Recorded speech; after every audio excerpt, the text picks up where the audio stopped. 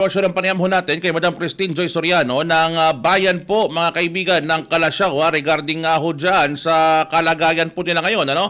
So marami-raming barangay na ho mga kaibigan na nalubog na ho dyan sa mga bayan po ngayon. Mga kaibigan bayan ng Kalasyaw, kaya yung mga taga-bakinig ho natin dyan, ano? Mag-ready-ready ho kayo. Expected pa hong aakyat pa ho ang water level ho natin ngayong araw mga kaibigan, mga ka-action po natin. At dahil po riyan, maaari pong magkaroon pa ho tayo mga ka-action ng sunod-sunod ho ng mga pagbaha.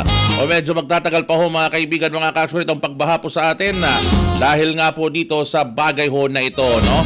Patuloy ho mga kaibigan, mga ka-action ang pag-monitor ho ng Aksyon Radio Pangasinan. At itong ating mga authorities po mga kaibigan, mga ka-aksyon, ay patuloy po tayo dyan sa ating pagtingin at pagmamonitor ho mga kaibigan, mga ka-aksyon po natin. Ingat-ingat po kayo dyan lahat sa bayan po ng Kalasyaw. Yung mga ka-aksyon ho natin yan. Good morning po sa inyo mga ka-aksyon natin. Sana po'y nasa maayos kayong kalagayan. Ang oras po natin at 10:48 po ng umaga mga kaibigan. Magkabalik po tayo makalipas lamang na para dyan lamang ho kayo. Aksyon Radyo Hataw! Sa radyo lang kaya ng budget namin. Napunta na kasi sa produkto. Champion, tapat po sa inyo. Aksyon Radyo! Walang halong pambobola. Kalidad lang, sapat na. Champion, tapat po sa inyo. Aksyon Radyo! Ang balitang ito ay hatid sa inyo ng ACS Manufacturing Corporation, ISO certified, maker of world-class quality Pride detergent. Aksyon Radyo! Sa panahon ngayon, kau ba'y sigurado? Kau ba'y protektado? Ang pamilya ay i-shield mo. Laban sa bakterya, i-shield mo. Laban ng pati virus, i-shield mo. Shield Bath Soap. Inatay sa 99.9% yung bacteria and virus tested. Bilib Iray Eksperto and Philippine Nurses Association. Sa sakit protektado, i-shield mo. Pamilya protektado, i-shield mo. Shield Bath Soap. Manufactured by ACS Manufacturing Corporation. ISO certified world-class quality. ACS. Tatapatin namin kayo. Sa panahon ngayon, kahit kami sa Champion, kailangan magtipid. Kaya wala muna kaming TV commercial. Sa radyo kasi pinakamura. Ang natipid namin napunta sa pagpapagaling ng mga Champion products para mapadali ang paglalaba at dishwashing. Ang mataas na kalidad pwedeng gawing abot kaya. Nagawa nga namin. Subukan mo na. Champion. Walang gimmick. Tapat po sa inyo. Star Wax, Star Wax, Wax.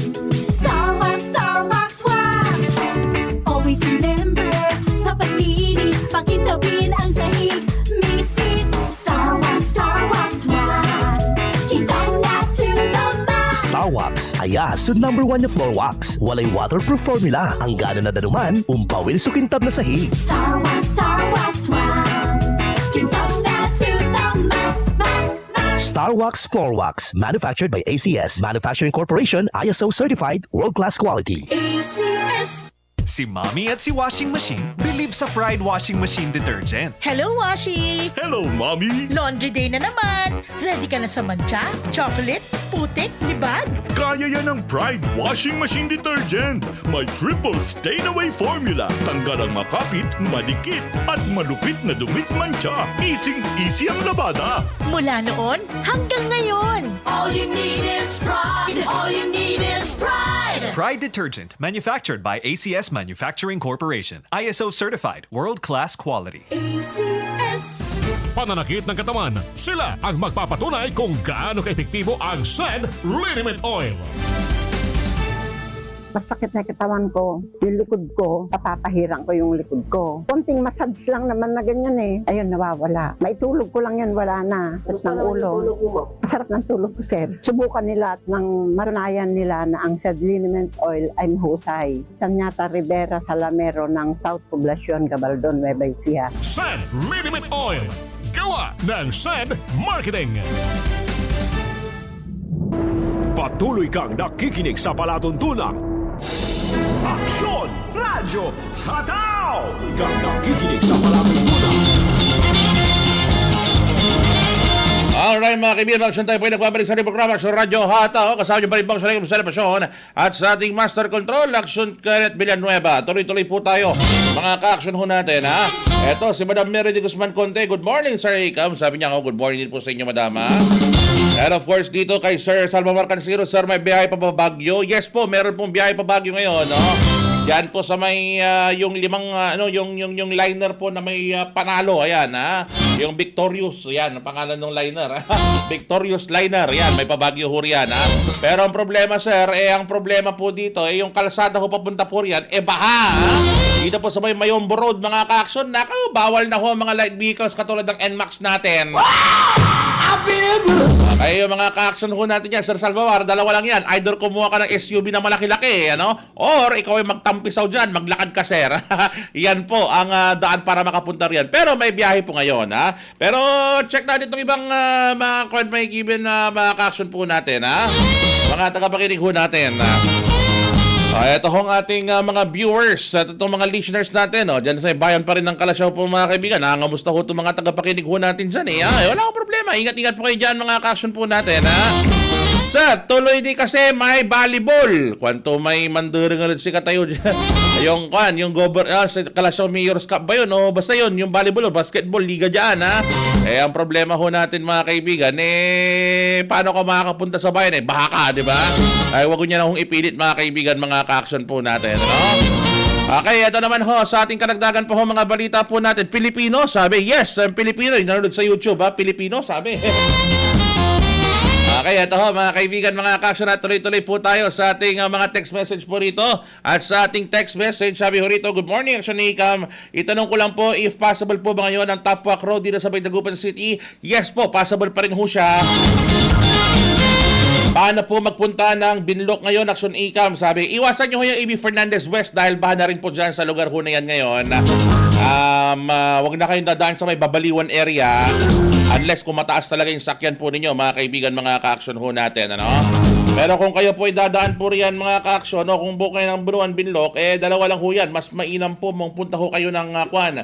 Kung pupunta ho kayo ng Kwan, mga ka-action, itong anong tawag dito ha? Moving away. Kung pupunta kayo ng Binloc, either magmangaldan na lang ho kayo, ikot na lang ho kayo dyan, mga ka-action ho natin. Or kung kailangan ho talaga mga ka-action, mag-travel kayo, papunta ho ng Lucao area, tapos dyan magdire-diretso kayong De Venecia hanggang sa may Bunuan Binloc, mga ka-action po natin, no? Okay, ito naman pong ating ibang mga kalsada. Sabi rito, good morning sa Action Ikam. Kamusta po yung Nansangaan po? Pwede po ba ang TMX? Hindi na ho. Alakanin na ho yung TMX nyo. Kayo kung anyo makinig, try nyo nang ipilit po mga kaibigan, mga ka-action natin, ano? Try nyo nang ipilit, ha? Pero kung kami po mga kaibigan, mga ka-action natin, walang-wala ho yan, ha? Sir, nangiukas live ang Buklaw Tanbinga Dam, makapataktakot Action Ikam. Kwando, relax kilabat, wala ho yan ha. Alam nyo po, yung ang Buklaw tsaka Binga Dam, naglalabas po ng tubig yan. Yes, tama po yun, no? Pero ang problema kasi, sinasalong lahat yan ng San Roque Dam. Medyo matagal-tagal pa ho bago mapunin ang San Roque Dam, mga ka-action po natin. Kaya relax lang ho kayo. Etong tubig sa Dagupan City, ulitin ho natin, ano? This is because of Sinukalan River ho, mga kaibigan, mga ka-action po natin. At ang San Roque Dam, Agno River po ang may hawak. Ang hawak po niyang San Roque Dam. Kaya sa may Agno River ngayon, normal level pa rin ho yung tubig ngayon dyan, di ba? Kasi lahat ng yan, mga kaso, sinasalo ho ng San Roque Dam. Pero Sinukalan River, wala pong dam ho rito sa may area ng Sinukalan River System. Kaya kawawa ho tayo rito, mga ka-action po natin. Okay, kay Sir John Kurt Kalimlim, great morning po sa Raycam. Hehe, sabi niya rito. Yes po, magandang umaga rin po sa inyo, sir. Gandang umaga po sa Kalimlim family na nakatutok po sa ating ngayong araw. Good morning po sa inyo. Ingat-ingat po kayo dyan, mga ka-action po natin, ano? At eto hong ating mga tagapakinig po natin ngayong araw. Good morning. Etong mga ka-action po natin na nakatutok po sa ating ngayon dito sa ating ibang mga balita. Etong ibang mga lugar, sabi ho rito, good day, Action Ikam. Tanong ko lang po kung kamusta po ang baha po dito sa bayan po ng Santa Barbara. Meron po bang baha? Sa ngayon po ay lahat po ng kalsada dyan sa may bayan ng Santa Barbara ay passable po ayon po sa Santa Barbara MDRRMO, no? Pero yung mga nasa looban ho na barangay, kagaya ng Barangay Songkil, Barangay Dalongge, medyo tingnan nyo na lang ho ng mabuti ho yan, mga kaibigan, mga ka-action ho natin. Ano? Sa ngayon po mga ka-action, ang water level ho ng Sinukalan River po dyan ay nasa 7.6 na ho, above sea level, meters above sea level. So may kataasan na ho yan mga ka-action, above critical level na rin po dyan sa may Santa Barbara, 7.7 meters above sea level. Kaya mag-iingat na ho kayo riyan mga kaibigan natin. Ano? May mga barangay po dyan sa may Maningding na binabaha po ngayon, dyan sa may barangay Buod Calasiao, dyan sa may barangay Bentinilla, Santa Barbara. Ayan, may ilang mga lugar na ho riyan na medyo namamasa-masa na ho dahil sila po ay hinababaha na po. Pero ang anong pinaka nababahang barangay sa Barbara, sa Barbara Action, Kenneth? Sungkil, di ba? Diyan sa may Lauloloban yun, di ba? Malapit sa Dalonggi yan, di ba? Ay, malapit sa basta kabilang Perlooban din yan, oo. Ang barangay Sungkil, kina Sir Abraham Carriazo Jukino. Ayan, magandang umaga sa inyo, Sir Abraham. Mabuti pa dyan sa may barangay Ambotol, haya-hayang lahat dyan sa may Calasiao, kina Robina, ha? Wow! Relax lang kayo dyan, mga sir, mga maam, ha? Okay, eto ang ating iba pang mga balita ho natin, mga ka-action natin. Medyo napapaus na ako, ha? Kayo ng umaga pa tayo dyan, ha? Sige, wait lang, Action Kenneth, ha? Iikon lang ho natin to, ano? Kumustahin lang ho natin ibang mga kalagayan sa labas po ng Pangasinan. Dito naman sa may Bacolor, Pampanga, mga ka-action, as of 7:20 AM kanina, ano? Lubog na rin po yung bahay, isa sa mga dinadayang lugar dyan, yung shrine po nila dyan, ha? Sa may Bacolor, Pampanga ho, mga kaibigan, mga ka-action, pambihira, ha? Tingnan mo yung looban nila, nalubog na rin po, mga sir, ha? Pambihira naman yan, ha? Mag-ingat-ingat po yung mga ka-action natin, ha? Pwede, Maxonicam, pwede po ba ang tricycle sa AB Fernandez Avenue? Hindi ho. Kahit kahit ngayon ay wala rin po, di rin po pwede, ha? Dyan po sa may Lasip, Bukig, Calasiao. Kamusta ho kayo riyan, mga ka-action? Grabe ho yung baha po riyan sa may Lasip, Bukig, sa bayan po ng Calasiao, mga ka-action po natin, ha? Mag-ingat-ingat po kayo riyan. Good day, Maxonicam, Dulak-Mutla dyan, Sitio. Sitio yan, di ko na nabasa, some text missing, ha? I-call na lang ho ninyo, mga kaibigan, mga ka-action. I-resend na lang po ninyo yung message po natin, okay?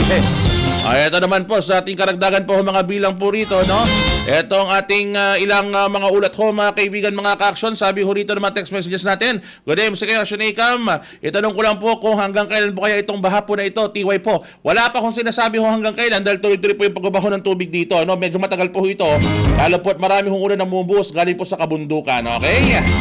Sige, ito naman, sir, naman pa, rescue kami, man-pa-evacuate kami, so pasok kontakin me. Barangay po ninyo, sila pong kontakin ho ninyo, sila pong kontak kayo sa local NDRMO po ninyo para sila po ang susugod po sa inyo at mailigtas po kayo. Pero ngayon pa lang, habang maaga pa, kung alam po ninyo tagilid talaga yung lugar po ninyo, kung alam babahain talaga yung lugar po ninyo, huwag nyo na hong antayin, mga ka-action po natin, ano? Kayo po ay mag-preemptive evacuation na ho kayo agad, di ba? Sabi nga nila, ano, nasa bandang dulo ho ang pagsisisi, mga ka-action ho natin, kaya pakisuyo sa mga kaibigan natin, huwag nyo na hong aantayin, ha? Huwag nyo na pong antayin, mga ka-action, na may mangyari po sa inyo, o lumalim pa ho yung tubig sa inyo, o dapat habang maaga pa ho, mga ka-action po natin, habang meron pa hong liwanag, at habang mababa pa ho yung tubig, mga ka-action, kayo po ay magkwan na ho, maghunos dili na ho kayo, no? Mag-preemptive evacuation na ho kayo, huwag nyo na silang antayin. Okay, kay Sir Pitch ng Pangapisan Sur sa may Sitio Bukayuan. Magandang umaga ho sa iyo, sir. Sana'y nasa maayos kang kalagayan. Samantala naman, bago tayo mag-commercial action, Kenneth, batitahan natin itong naganap po na landslide dyan sa may Baguio City, ha?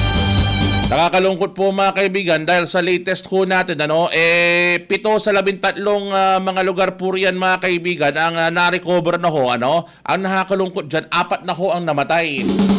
3 ho yung buhay at yung 4 po, mga kaibigan, na-recover po, patay na ho, no? So, 7 out of 13. So, ibig sabihin may 6 pa na nawawala. 6 are missing, mga ka-action natin. 3 ho ang buhay at 4 po ang namatay na ho sa ngayon, ha? So, mamaya antayin ho natin ng konti dyan sa may Riverside, Gisad Sur, Baguio City, mga ka-action po natin, no? Kung ano po magiging update po riyan. Again, latest update po natin sa may Gisad Sur, Baguio City. 4 po ang patay, 3 na rescue at sugatan, at 6 po ang nawawala, mga ka-action, matapos nga na mag-landslide ang 3 kabahayan po riyan, mga kaibigan, mga ka-action po natin. Okay, ang oras po natin 11:02 po ng umaga. Pero wait lang, ha? Kay Lani. Good morning kay Lani. Antonio. Good morning, Sir Anchorman. Musta po ang situation sa Dagupan? God bless po. Nako, sinasabi ko ilang beses. Lubog po ang Dagupan City. Kung na ho kayo mag-travel po rito, ano, kung wala kayong sakyang matino, wag na ho kayo mag-travel dito sa may Dagupan City po, mga ka-action po natin, ha? Kung kayo po ay nandyan lang ho sa may area ho ng outskirts ng Dagupan, walang problema ho riyan. Pero here's the thing, ang problema ho ba rito mga kaibigan, mga ka-action po natin, ito hong bayan ng Dagupan City proper po mismo, at ito pa hong Mayombo Road, sarado ho mga kaibigan sa mga light vehicles po natin. Kung gusto yung pumunta ng bayan ng Dagupan, magpatabang tambak na lang ho kayo mga ka-action, or alam ko na ibang daan po riyan. Oras, 11:08 ng umaga, magbabalik tayo makalipas lang po ilang para, dyan lamang ho kayo. Aksyon! Radyo Hataw! Champion na milyonaryo pa. Pagkakataon mo na namang manalo ng 1 million pesos tax-free dahil eto na naman ang champion na milyonaryo pa. At ngayon may papremyo na rin kami para sa inyong mga suking sari-sari stores. Ilagay sa isang malinis na papel ang iyong complete name, age, address, contact number at pirmahan. Maaari din ilagay ang iyong suking sari-sari store at ang kanilang address at contact number. Ilagay sa isang white legal-sized envelope na nakipag-alinman sa mga required proof of purchase o POP. Ang tamang bilang ng empty sachets, wrappers o mga pouch ng mga sumusunod na makikita sa official website and Facebook page ng Champion na Milyonaryo Ba, Champion Bar, Champion Powder, Champion Liquid Detergent, Champion Fabric Conditioner, Champion Dishwashing Liquid at Champion Dishwashing Paste. At sa labas ng envelope, ilagay ang Champion na Milyonaryo Pa, ang POP na ginamit at ang MBC radio station na iyong pinakikinggan. Ihulog ang iyong entry sa mga drop boxes na matatagpuan sa iyong mga favorite MBC radio stations. Mas maraming entries, mas malaki ang chance mong manalo. 1 million pesos tax-free ang pwede mong mapanalunan sa Grand Draw. Libo-libong piso ang ipamimigay sa mga weekly draws na gaganapin sa mga MBC stations nationwide. At may pa-champion gift box pa para sa iyong suking sari-sari stores. Champion na Milyonaryo Pa. Brought to you by Champion. Walang gimmick, tapat po sa inyo. See posters in our official Facebook page for more details. Promo period is from July 11 to September 18, 2026 per DTI Fairtrade Permit number FTEB 260394 series of 2026. Aksyon! Radyo! Tatapatin namin kayo. Sa panahon ngayon, kahit kami sa Champion, kailangan magtipid. Kaya wala muna kaming TV commercial. Sa radyo kasi pinakamura. Ang natipid namin napunta sa pagpapagaling ng mga Champion products para mapadali ang paglalaba at dishwashing. Ang mataas na kalidad pwedeng gawing abot kaya. Nagawa nga namin. Subukan mo na. Champion. Walang gimmick. Tapat po sa inyo. Italiano pala mapapangasawa mo, Iha. Dalhin mo dito at nang maipasyal dito sa atin. At makita niyang napakaganda rin ng Pilipinas. Ganyan ang Pinoy! Ang Pilipino, magiliw sa panauhin. Isang paalala mula sa MX3, naniniwalang mabuti ang Pinoy. This is easy hugasin sa Champion Dishwashing. Easy hugas. Oops, teka. Itatry mo ba ang new Champion Dishwashing Paste dahil may jingle o dahil sa galing nito? Ang Champion Dishwashing, walang ingredient na doble-doble at mahirap i-pronounce. Galing lang, sapat na. Tanggal mumu, sebo at dikitang bakterya sa hugasin. Sa new Champion Dishwashing Paste, is easy ang hugasin. Try mo. Kung di ka happy, balik ka sa dati. Champion, tapat po sa inyo. Pananakit ng katawan, sila ang magpapatunay kung gaano ka-epektibo ang Sen Liniment Oil.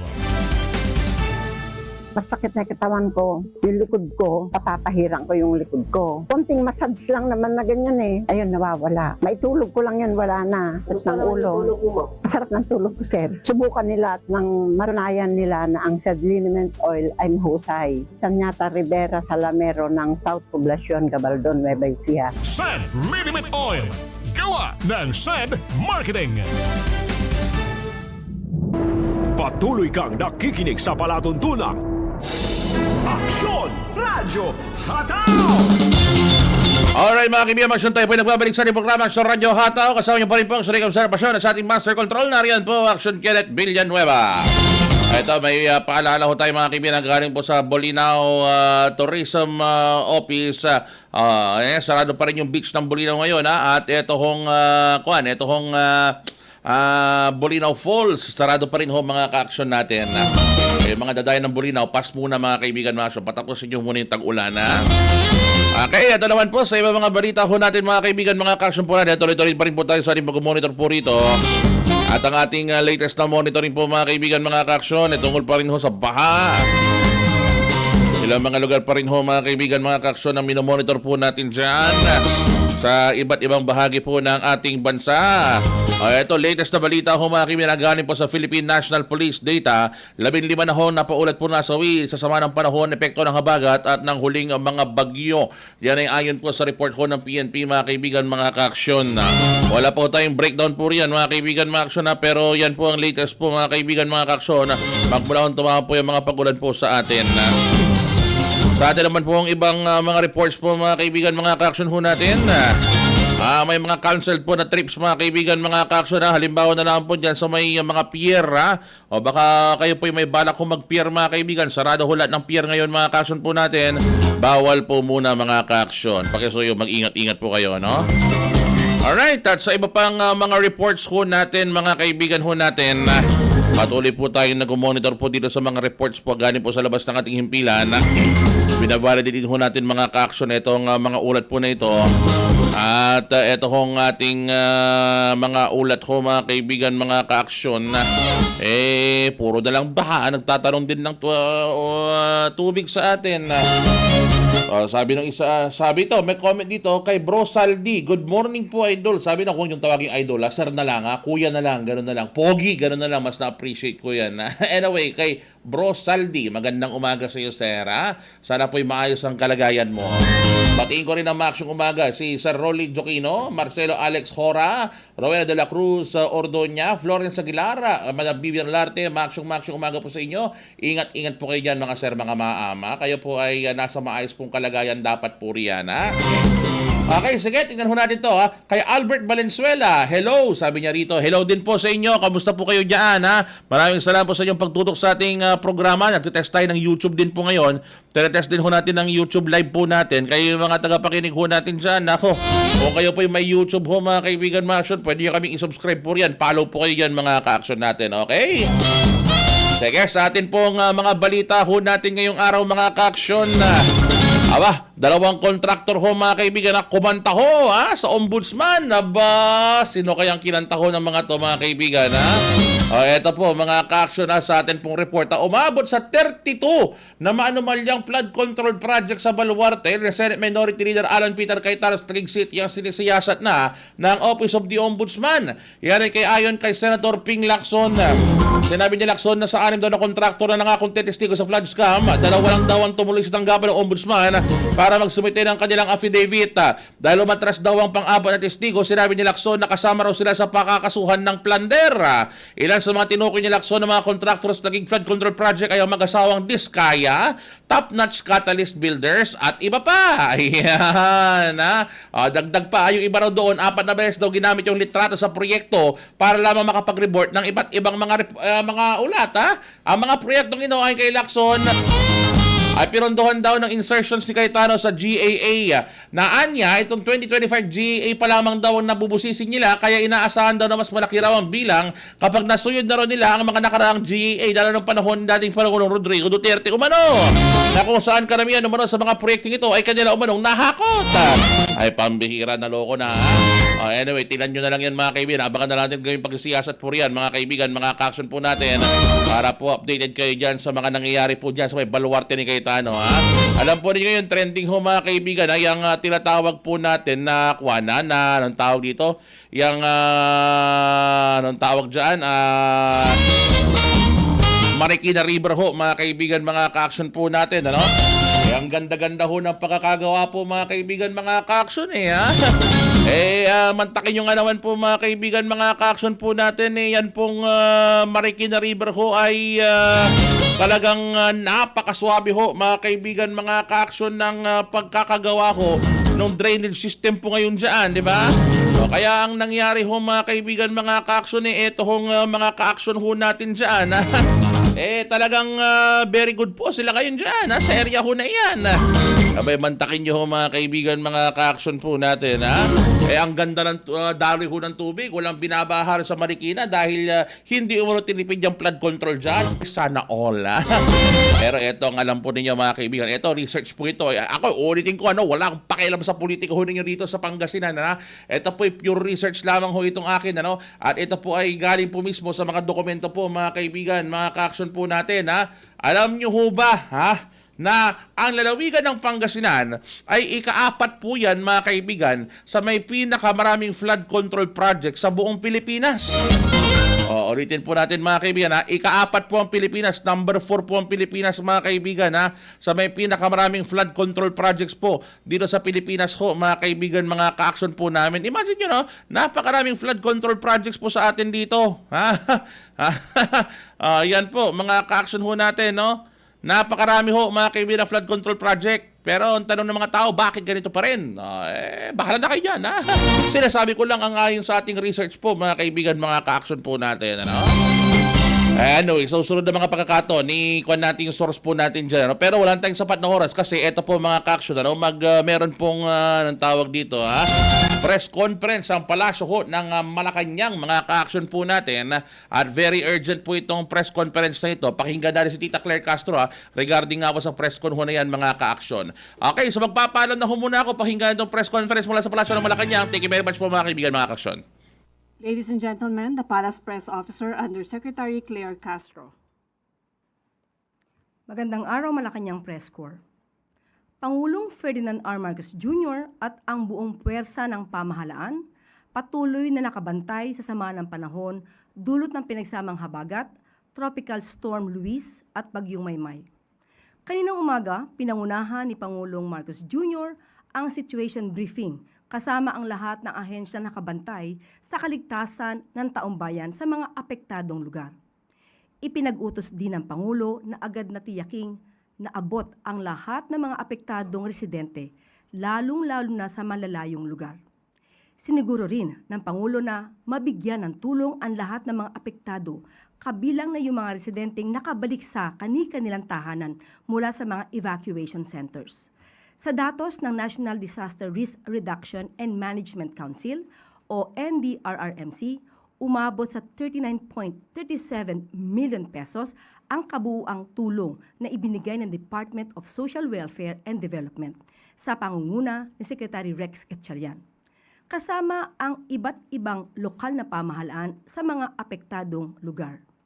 Naipaabot ang tulong sa mga apektadong residente ng Metro Manila, Ilocos Region, Cagayan Valley, Central Luzon, Cordillera Administrative Region, Calabarzon, Mimaropa, Bicol Region, Western Visayas at Zamboanga Peninsula. Aabot din sa 3,841 personnel ang dineploy para posibleng sa search and rescue operations habang nag-deploy ng 14 air assets ang isang kagamitan pandagat mula sa Armed Forces of the Philippines, Philippine National Police at ng Philippine Coast Guard. Mayroon ding naka-standby na 4,392 personnel at 943 na iba't ibang kagamitan para agarang deployment kung kinakailangan. Nakahanda na rin ang mga kagamitan ng Office of the Civil Defense, Armed Forces of the Philippines, Philippine Navy at Bureau of Fire Protection. Sa report ng DSWD, umabot sa 54,370 family food packs ang kanilang naipamahagi, kasama na ang 2,722 ready-to-eat food items, 23 na iba pang food items at ang 1,376 na non-food items. Umabot rin sa halos 1 million pesos ang naipamahagi na tulong pinansyal ng DSWD sa ilalim ng AIX program. Sa ngayon, umabot sa halos 5 million family food packs ang nakahanda ng DSWD sa buong bansa, kasama ang 245,474 non-food items. Aabot din sa 1.61 billion pesos ang naka-standby na pondo ng DSWD sa buong bansa.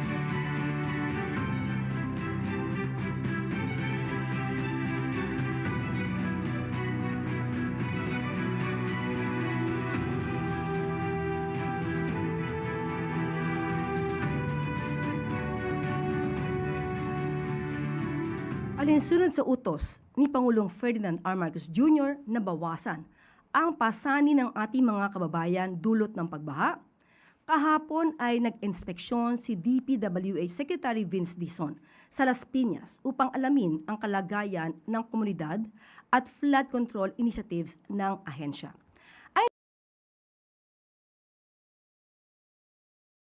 Noon ay hanggang tuhod ng baha, ngayon ay halos hindi na umaabot sa gutter ang tubig. Dahil sa nakita na agarang resulta, epekto na rin ito sa kampanya ng pamahalaan kontra baha. Kapansin-pansin ang mabilis na humupa ang tubig baha sa ilang bahagi ng Navotas, Valenzuela, Manila at G. Araneta Avenue at E. Rodriguez na dati ay palaging lubog sa tubig. Pero sa likod nito, ipinag-utos ng Pangulo ang tuloy-tuloy na pag-ayos ng mga proyektong makakatulong na matugunan ang problema ng pagbaha, lalo na sa mga iba pang mga apektadong lugar. Nananawagan din ang Pangulo sa mga lokal na pamahalaan na magtulungan upang matugunan ang problema kasama na ang mga residente na maging responsable sa pagtapon ng basura. Whole of nation approach laban sa baha. Ipinag-utos ng kalihim ang pinag-igting na dredging operations, pagkakabit ng HDPE pipes at patuloy na operasyon ng pumping stations upang hindi umapaw ang mga ilog at estero. Ganitong sitwasyon din ang naiulat kamakailan sa kahabaan ng G. Araneta Avenue sa Quezon City matapos isagawa ang rehabilitation ng drainage system sa lugar. Kung noon ay madalas aabot dibdib ang taas ng tubig tuwing malakas ang ulan, ngayon ay hindi na ito naiipon dahil mabilis na umaagos ang tubig patungo sa drainage channels. Ngayong umaga ay makakasama natin sina DPWH Secretary Vince Dizon, DSWD Secretary Rex Gatchalian, MMDA Chairman Don Artes, Pag-asa Administrator Nathaniel Servando at OCD Assistant Secretary Lawrence Mina upang bigyan tayo ng pinakabagong ulat tungkol sa kalagayan ng ating mga kababayan at mga pangunahing kalsada sa kabila ng patuloy na pagbuhos ng ulan sa bansa. Good morning po. Okay, unahin na po natin si Secretary Vince Dizon. Magandang umaga po. Mabilis lang po ito. No? Kanina po sa briefing ng NDRRMC, nag-utos po ang Pangulo natin na tuloy-tuloy lang po yung ating mga ginagawang intervention sa mga area na tinamaan talaga nitong bagyo from Northern Luzon, kasama na ang Cordillera, hanggang sa Southern Luzon, lalo na sa Cavite. No? So tuloy-tuloy po tayo, yung mga tao natin on the ground, tuloy-tuloy sa ginagawa nating declogging ng mga waterways, pati na rin yung mga drainages natin. At the same time, sinisigurado lang natin na yung mga pumping stations natin, lalo na sa Metro Manila, umaandar. At kung merong mga pumalya o magkaroon ng problema, kagaya nung nangyari sa may tumana sa Marikina nung Sabado ng gabi, immediately nakadeploy po ang MMDA, pati na rin ang DPWH ng mga mobile pumping stations para siguruhin na mahigop ang tubig na nasa mga kalye para palabas sa mga waterways natin. So, tuloy-tuloy lang po tayo ngayon, mag-iikot pa rin tayo kasama ng mga iba't ibang kawani ng DPWH para masigurado na tuloy-tuloy ang bumaba ang mga tubig baha sa maraming lugar from north to southern Luzon. Siguro mag-report lang ng konti on the wala na to, no? Sorry, pasensya na po. May presentation Okay.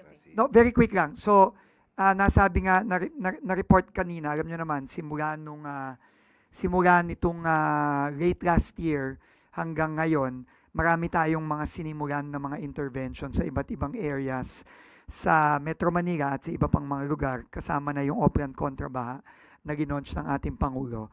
And dahan-dahan nakikita natin yung mga magagandang resulta nito. No? Pero sabi nga ng Pangulo kanina, hindi nagtatapos dito to. No? Tuloy-tuloy yung interventions natin at kailangan talaga maisaayos na yung taon at dekadang ng mga hindi maayos na pagsasagawa ng mga flood mitigation interventions. No? So, 5 bagay lang ang paulit-ulit natin ginagawa sa lahat ng lugar. Number 1, yung dredging natin at cleaning ng waterways.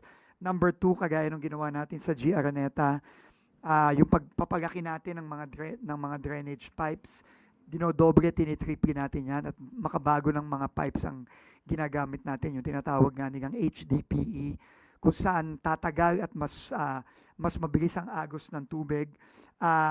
Kagaya nitong sa G. Araneta, nakikita natin na kapansin-pansin yung hindi masyadong pagtaas ng tubig at yung mabilis na paghupa ng tubig. Ikatlo, yung ating mga ito din sa Santa Isabel sa may Taft Avenue. Ikatlo, yung ating mga pumping stations. Alam naman natin, matagal nang rinireklamo, lalo na ng mga mayors natin sa Metro Manila, yung maraming mga pumping station na hindi gumagana. Pero ngayon, as much as possible, pinapagana natin lahat. At kung meron mga hindi gumagana o pumapalya, naglalagay tayo ng mga mobile pumps, kagaya ng ginawa natin sa Marikina at sa Las Piñas nitong weekend. And finally, yung paglilinis natin at tuloy-tuloy na paglilinis natin ng basura, na nakikipagtulungan tayo sa MMDA at sa ating mga mayors na linisin yung basura. Yun talaga, kung magagawa lang natin